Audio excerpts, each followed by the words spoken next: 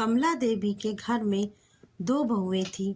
बड़ी बहू आरती एक अत्यंत गरीब परिवार से थी, जो दहेज में सिर्फ खाटू श्याम बाबा की एक तस्वीर लेकर आई थी।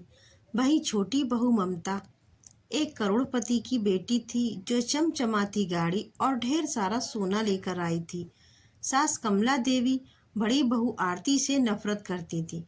घर का सारा झाड़ू पोछा, बर्तन और पशुओं का गोबर उठाना आरती का रोज का काम था। सुबह की चाय से लेकर रात के खाने तक आरती भूखे पेट रहकर पूरे परिवार की सेवा करती, लेकिन सास हमेशा उसे ताना मारती। कंगाल घर की है, दिन भर हारे का सहारा रटती रहती है। तेरा वो खाटू वाला क्या तुझे महल दे देगा? दूसरी तरफ छोटी बहू ममता दिन भर आराम करती, महंगी साड़ियाँ पहनती और सास को अपने पीहर के पैसों का रौब दिखाती। सास ममता के सामने हाथ जोड़कर खड़ी रहती और आरती को बात बात पर गाली देती, उसे भूखा सुला देती।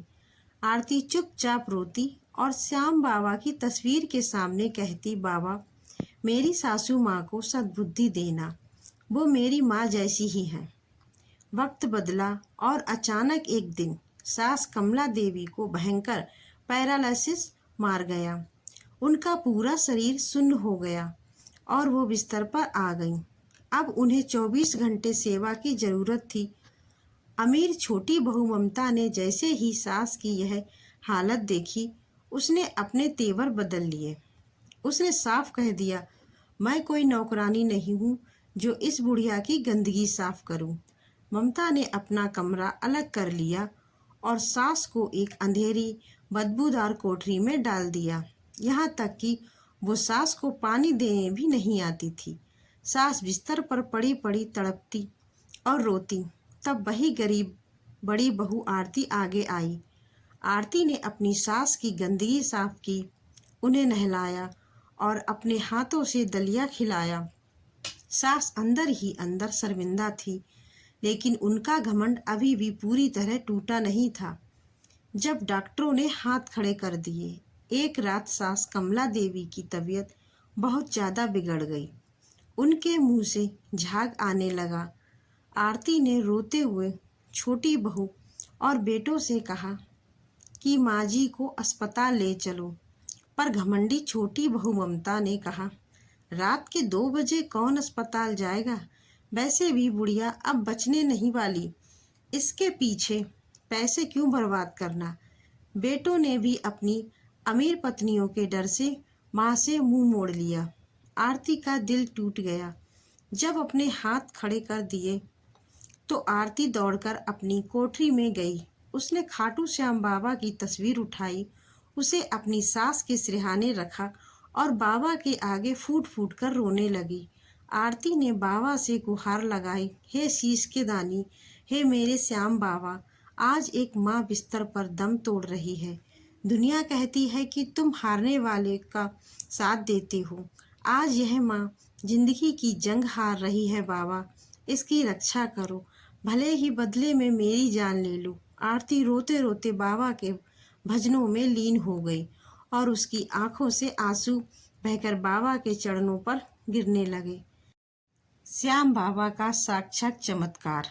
रात के ठीक 3:15 अचानक उस अंधेरे कमरे में मोर पंख की दिव्य खुशबू फैल गई। हवा में एक अलौकिक बांसुरी की धुन गूंज उठी। आरती ने आंखें खोली तो देखा कि श्याम बाबा की तस्वीर से एक नीली दिव्य रोशनी निकली और सीधे बीमार सास के बेजान शरीर पर जाकर समा गई।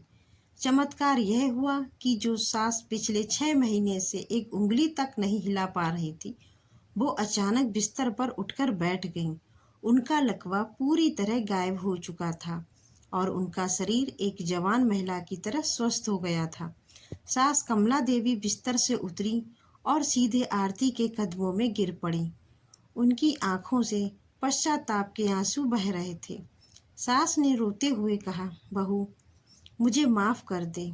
जिसे मैं अपनी पलकों पर बैठाती थी, उसने मुझे मरते हुए छोड़ दिया, और जिसे मैंने हमेशा लात मारी, उसने और उसके खाटू वाले ने मुझे नया जीवन दे दिया।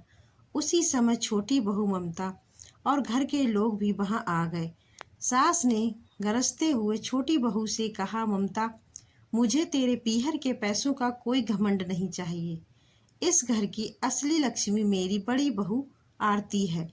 सास ने आरती को गले लगा लिया और अपने सोने के कंगन आरती के हाथों में पहना दिए। उस दिन के बाद से सास का सारा घमंड हमेशा के लिए पिघल गया। अब वो बड़ी बहू को अपनी बेटी मानती थी और पूरा परिवार हर 11 को खाटू धाम जाने लगा। अगर यह भक्ति से भरी प्रेरणादायक कहानी आपके दिल को छू गई हो तो चैनल को जरूर सब्सक्राइब करें, बेल आइकन दबाना ना भूलें। जय श्री खाटू श्याम।